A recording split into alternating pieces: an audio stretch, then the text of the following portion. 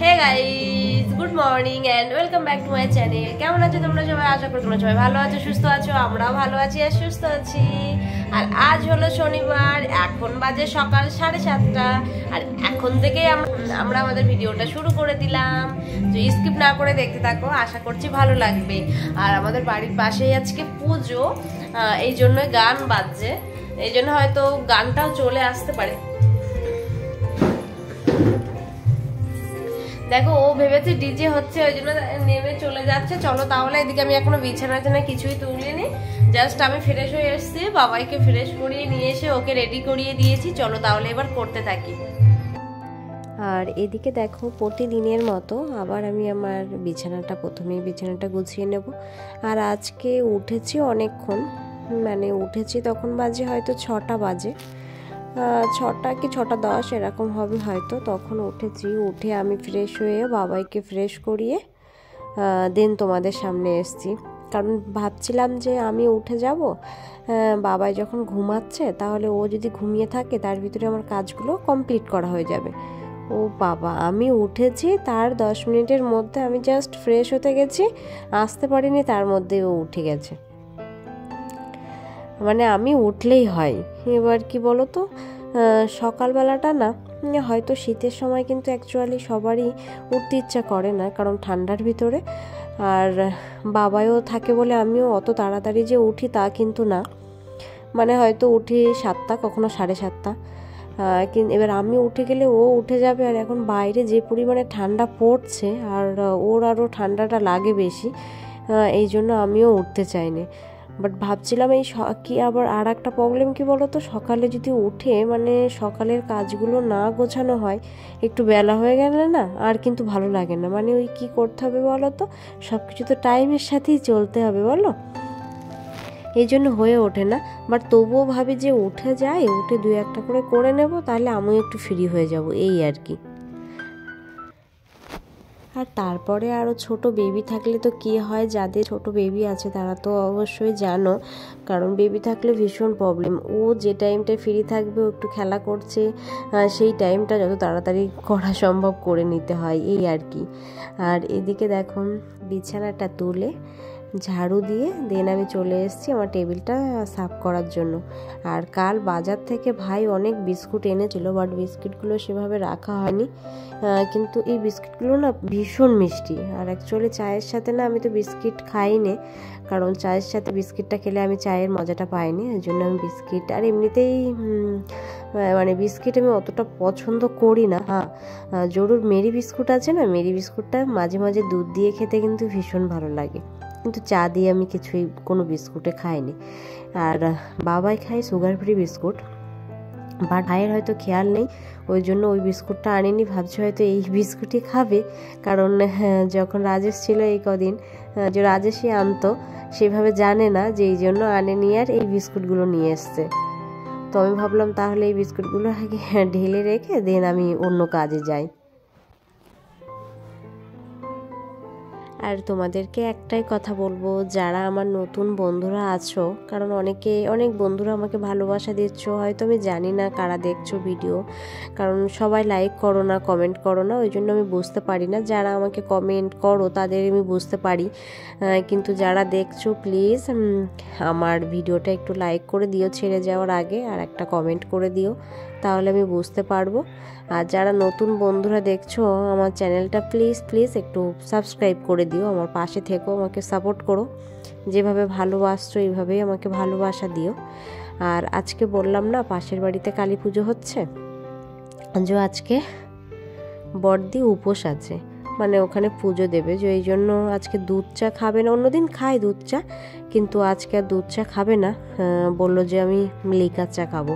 এই জন্য দিদিভাইয়ের জন্য আগে লিকার চা বানিয়ে দিলাম, বানিয়ে দিয়ে আমরা আমাদের জন্য দুধ চা বানিয়ে নেব, আর বাবাইয়ের জন্য দুধ। আর আগের দিন তোমাদেরকে তো দেখানোই হয়নি, বাড়িতে একজন এসছিল, মানে এই কাপ প্লেট পরিবাটির যে প্লেটগুলো, ট্রে, এগুলো সব বিক্রি করার জন্য। ওনার কাছ থেকে অনেক কিছু নিয়েছিলাম, বাট সেগুলো তো তোমাদের সাথে শেয়ার করা হয়নি। আর তার মধ্যেই দেখো এই যে ছোট ট্রেটা আছে, এই ট্রেটাও নিয়েছিলাম। আর ওই যে কাপটা দেখছো না, ছাঁকনিটা দেওয়া আছে যে কাপটার ওপরে, ওই কাপটাও নিয়েছিলাম। তার কারণ আমার কিন্তু কাপের ভীষণ শখ, মানে আমি যেখানেই যাই কাপ না নিলে যেন আমার ভালোই লাগে না।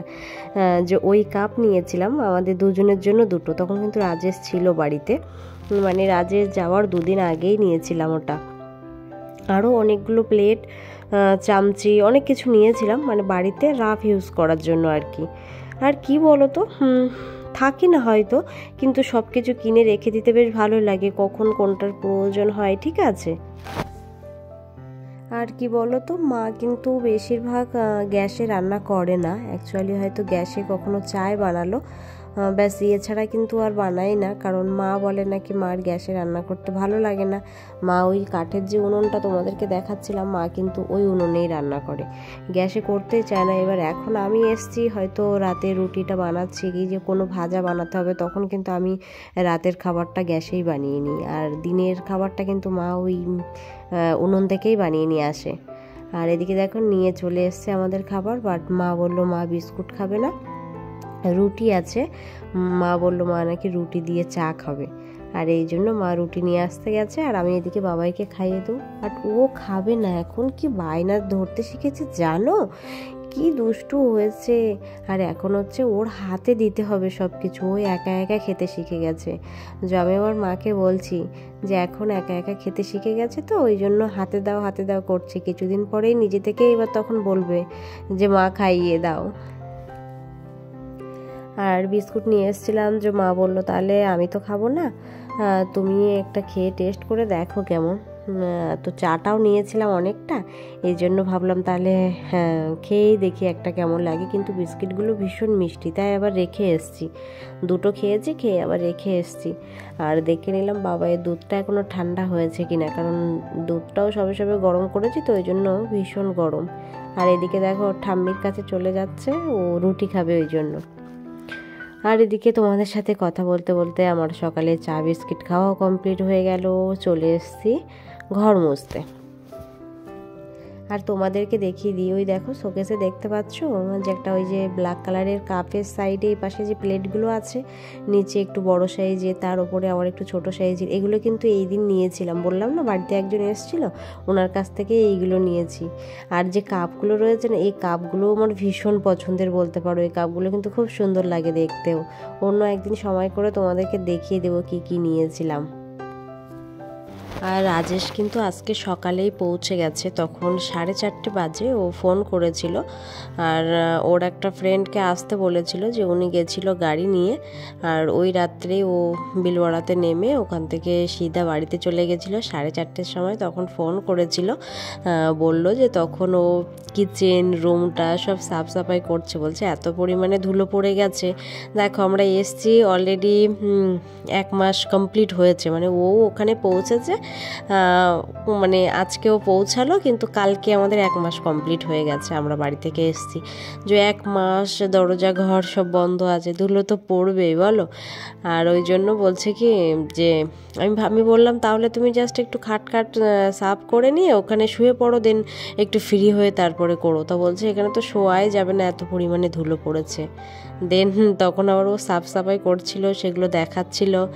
আর একা একা গেছে তো, কারণ এতদিন একসাথে থাকা, ও তো কান্না করছে যে মানে ঘর খুলেই দেখে যে ঘর ফাঁকা, ঘরে কেউ নেই। দেখো এখন বিকাল হয়ে গেছে, আর এই যে দুষ্টু ঘুম থেকে উঠে গেছে। আর আমি বলছি চল ড্রেসটা পরিয়ে দিই। এই যে একটা ড্রেস পরিয়ে নিয়েছি, কারণ ওই বললাম না সামনের বাড়ি পুজো হচ্ছে, এই পাশের বাড়ি, এই দেখতে পাচ্ছ এই সাইডের বাড়িটাই কালী পুজো হচ্ছে আজকে। যে বাবাই ওদিকে যাবে, তো বললাম তাহলে চল ড্রেসটা পরিয়ে দিই, কিন্তু পড়তে। আর এদিকে দেখো বাবাইকে তো আমার রেডি করানো কমপ্লিট হয়ে গেছে, কিন্তু ওদের বাড়িতে গান হচ্ছে, যে গানের আওয়াজ আসছিল প্রচুর।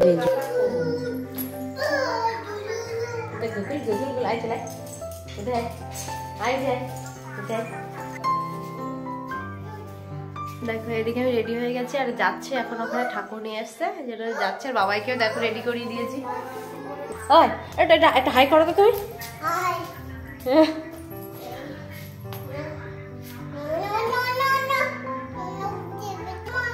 দেখি তুমি স্ট্যান্ড আপ করো, স্ট্যান্ড আপ, সিট ডাউন করো, আবার স্ট্যান্ড আপ। ঠিক আছে।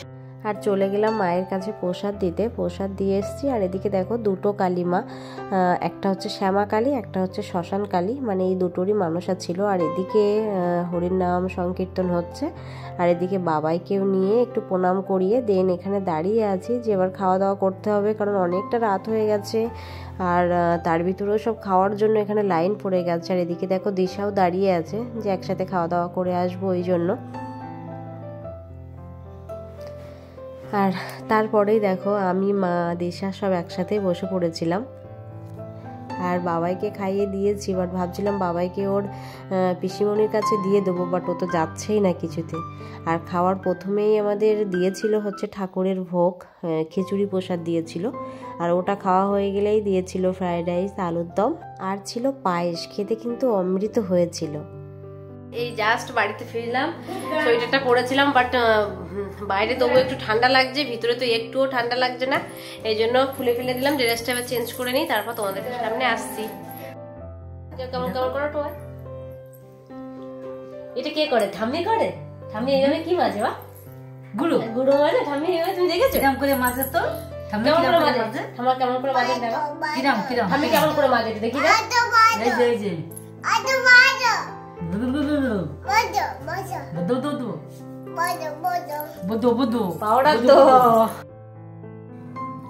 তো দেখো এদিকে পাগলাটা ঘুমিয়ে গেছে। তো চলো তাহলে, এও ঘুমিয়ে গেছে, এবার আমিও ঘুমিয়ে যাব। যদি ভিডিওটার মধ্যে কিছু ভালো লেগে থাকে তাহলে একটু প্লিজ লাইক, শেয়ার, সাবস্ক্রাইব করে দিও। সবাই এবার পাশে থেকেও আমাকে সাপোর্ট করো, আর যেভাবে আমাকে ভালোবাসছো এইভাবে আমাকে ভালোবাসা দিও। আজকের মতো চলো তাহলে ভিডিওটা এখানেই শেষ করলাম। সবাই ভালো থেকো, সুস্থ থেকো, আবার একটা নতুন ভিডিওর সাথে তোমাদের সঙ্গে দেখা হবে। টাটা আর গুড নাইট।